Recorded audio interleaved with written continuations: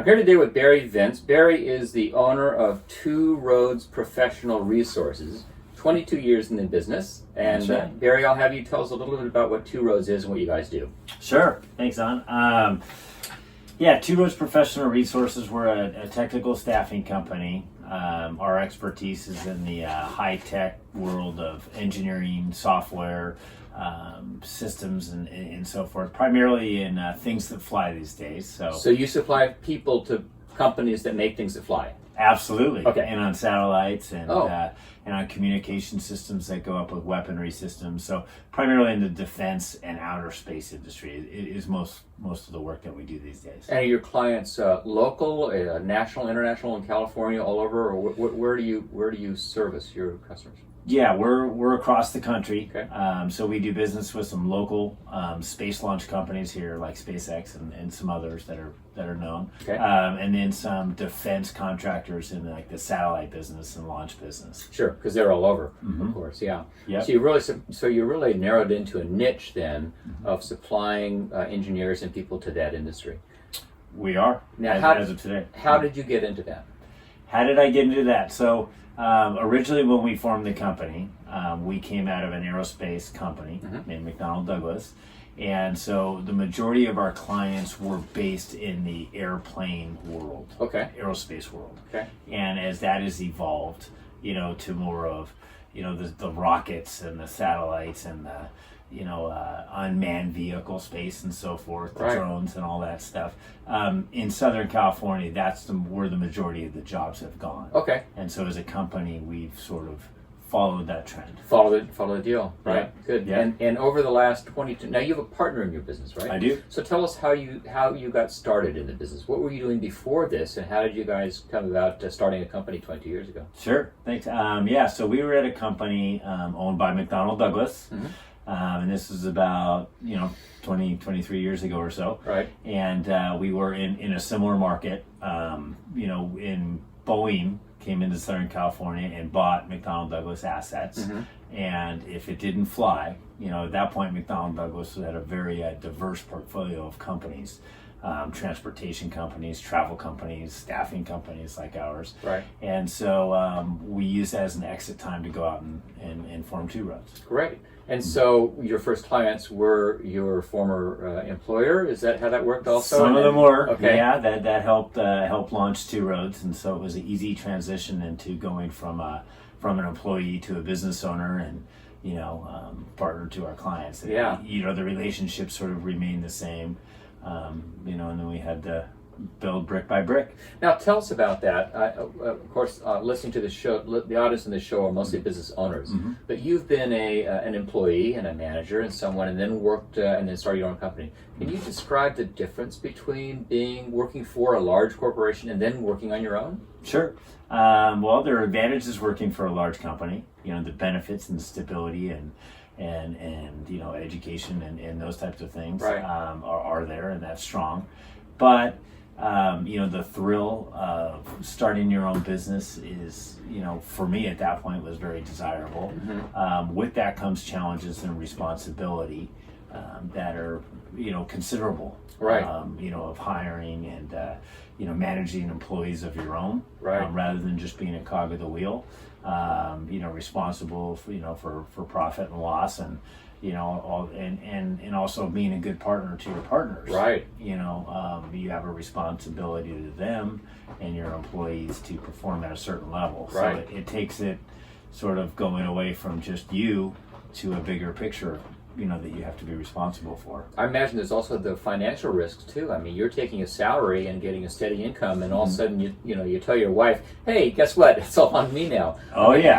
How did that go over? I mean, how supportive was your wife and your family toward you doing this? Sure. Well, my wife was very supportive at that point. Good. I had an uneasy street. The corporate world was good to me. Yeah. A corporate sales rep that I was. Business was rolling in, and I was golfing most every day. And, What's wrong with that? It was all good. Right. And then all of a sudden, I got this call from a friend of mine and co-worker at McDonnell Douglas who decided, hey, let's go out and start Two Roads. And my world was changed financially and pressure wise for sure. Yeah. I was off my beach chair for a while. Off your beach chair, but now looking back on it, you're back on the beach chair now, and things are better now. A little bit, of course. A little bit. Yeah, good. So, can you tell our audience a little bit? What have you seen over the last 22 years? What kind of trends have you seen in your industry? Sure. Well, we have seen a significant change. I mean, number one, the economy, as far as jobs creation and demand, has never been stronger than it is today. It's tight right now, isn't it? It is an extreme. It's extremely tilted towards the employee. Right. Supply and demand. Right. I mean, the demand's real low, and our demand's extremely high, and the supply is very low, minimal. Right.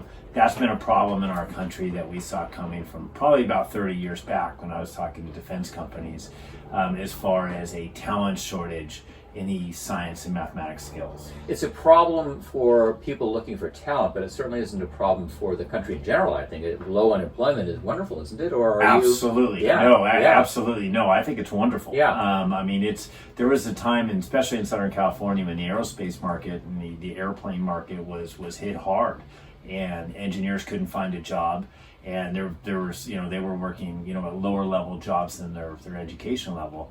And the times have changed, and it's great to see. I mean, so many companies now, they're so active in college recruiting and in trade show and tech tech school recruiting.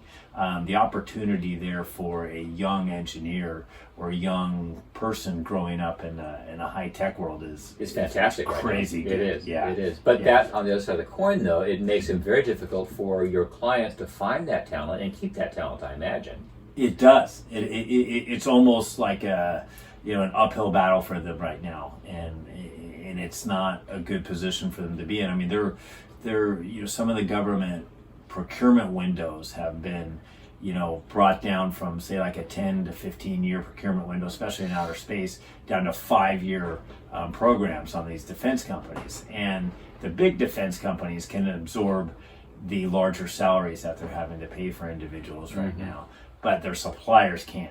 And so it's the small companies, or the mid to small companies, that are having challenges as far as meeting the salary demands. Fascinating.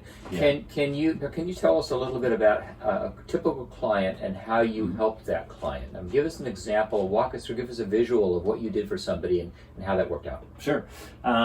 So Two Roads, we're a smaller company, but we offer more of a boutique type service. There are large staffing companies in our industry, that supply everything from a laborer to administrative to accounting personnel and so forth. We're very specialized in our placement in the engineering and software systems world. So basically, we offer a boutique type service to our clients that enables us to pinpoint talent for them in extremely high visibility, hard to find type people. So the value to them is saving time by using a firm like ours that can reduce their recruiting time and then also help them find talent. So Barry, can you give us an example of a client that you helped specifically and what you did for them? Sure.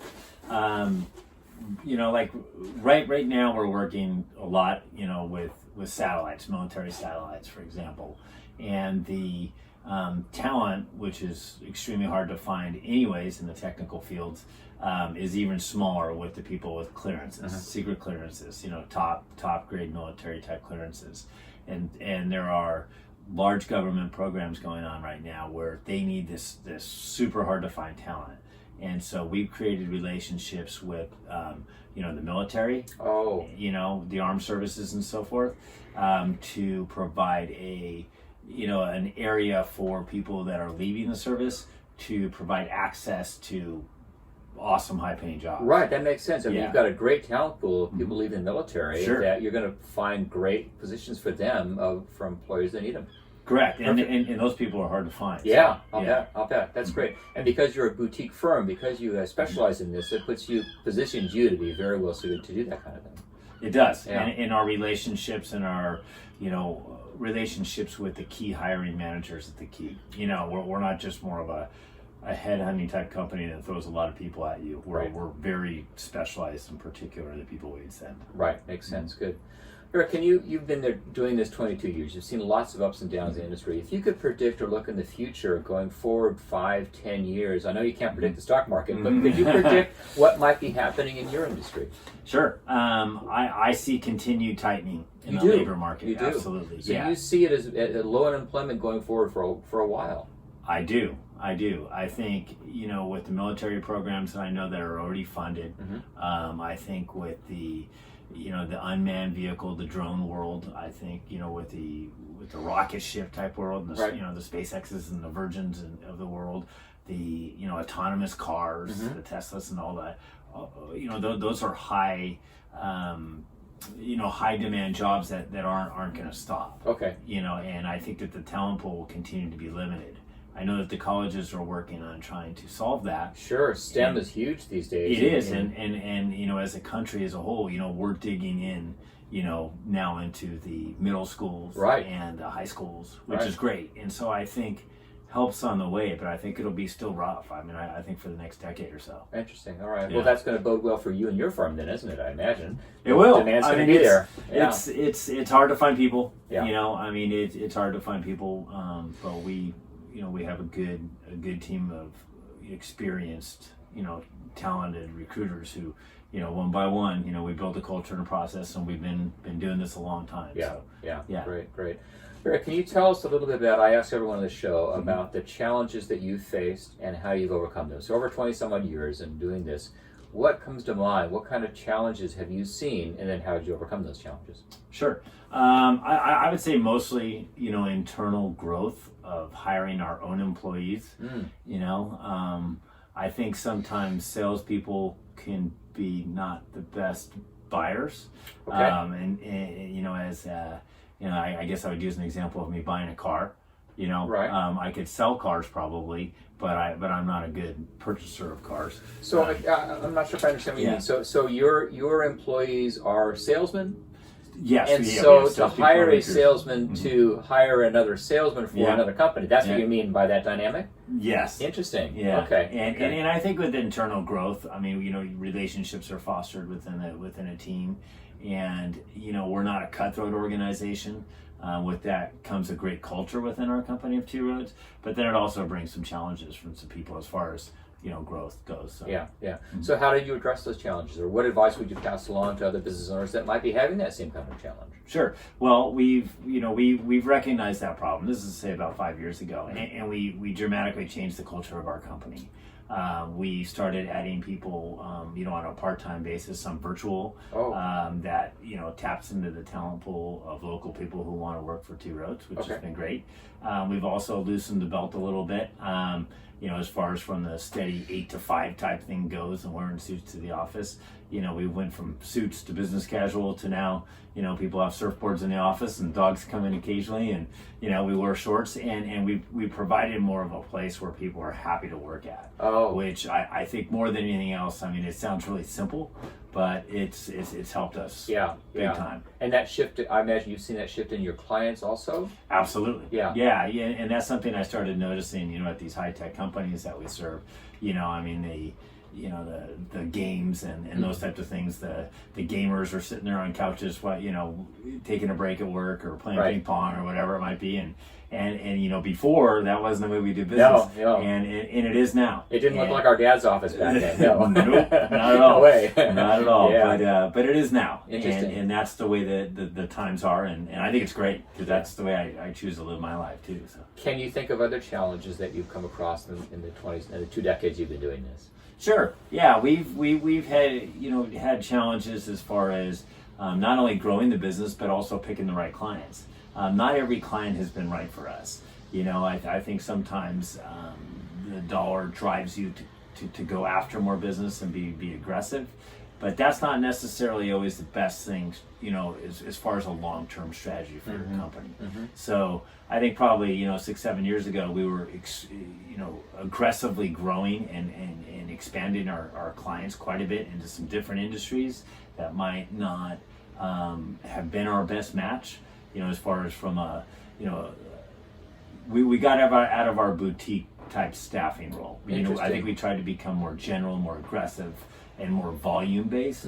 And you know, that worked out from a money standpoint, but at the end of the day, there was so much pressure on everybody involved and so much more work involved. And I think our service started lacking with our clients. Interesting. So you attempted a few years ago to grow vertically then and really broaden your horizons, and you found that diluting it too much was just not as profitable and productive, and culturally didn't work out as well for you guys then. Correct, especially from a long-term strategy standpoint. So then you decided to go back to your roots and go back to being a boutique and a specialist in where you're in the space you're in right now. Correct. And that's been a good call, I guess. It's been great. That's good. That's good. Does anything else come to mind? Any other advice you'd like to pass along to any of the guys listening? Sure. I think as a business owner, you just need to stay true to yourself and try to create a culture that is your style and stick to it. You know, I'm a somewhat casual guy who likes to have fun and run a loose environment, but then also deliver. So for me to get out of that type of vision that I have or expectation I have for myself, wouldn't be proper to put that on my employees. Right. And so, you know, by sort of treating them as I would treat myself, I think that's created a lot of loyalty, and we have a good culture at Two Roads. So I think if you stick with what you are, be yourself. Be yourself, and let people honestly know and get them to know, and your family and those types of things. I think that's cool. That's great. That's good. Yeah.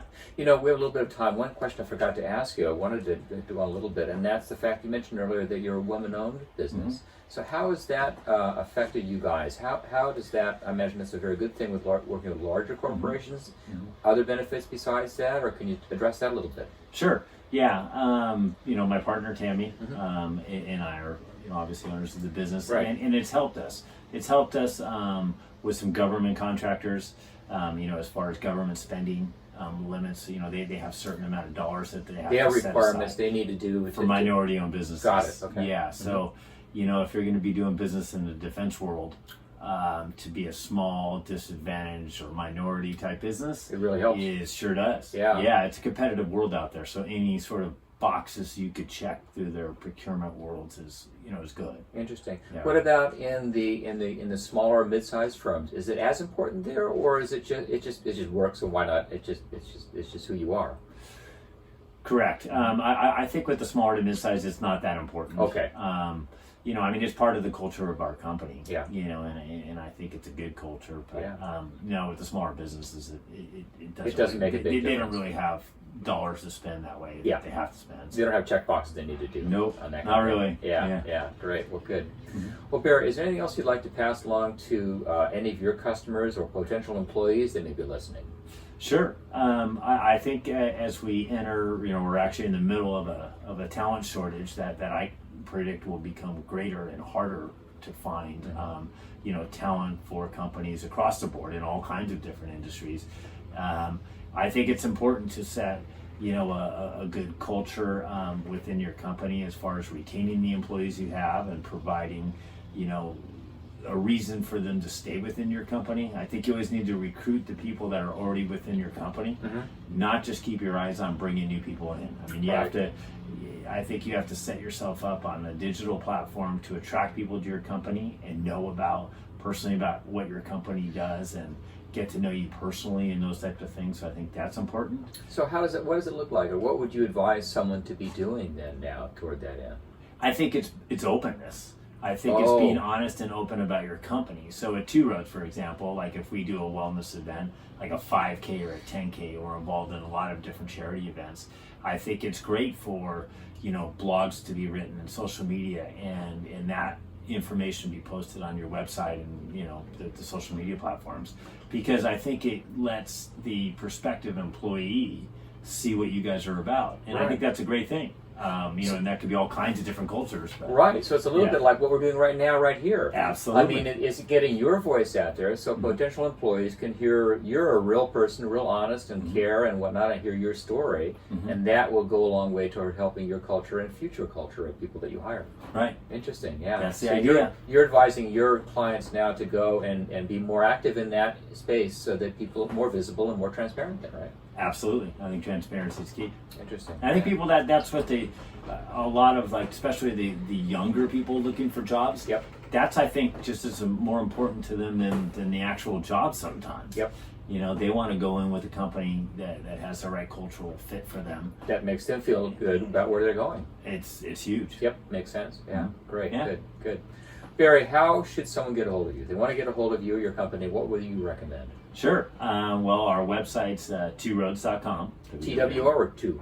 Both. Okay. Yeah, so either way, the Okay. number 2 or 2. Okay. And then, my email is bvince, VINCE, at tworoads.com. Okay. And our office number is 714-901-3804. And I don't sleep much. You know, I'm blessed with the ability to only have to sleep 4 to 5 hours a night. So Oh my gosh. they can reach me almost any single time. You know, You may be sorry you all said night that. long. I know, that's okay. Okay.